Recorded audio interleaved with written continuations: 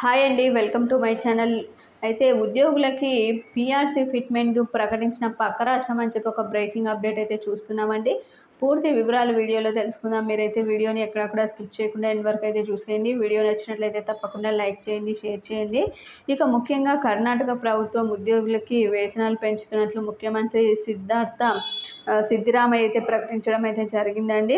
ఇక వేతన పెంపు ఆగస్టు 1 నుంచి కూడా అమల్లోకి వస్తుందని కూడా తెలిపారు.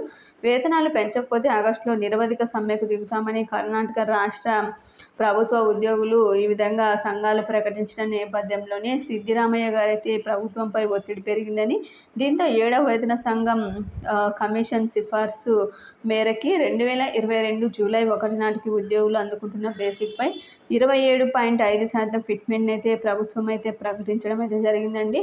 డిఏను 31%, హెచ్ఆర్ఏను 32% అయితే పెంచింది.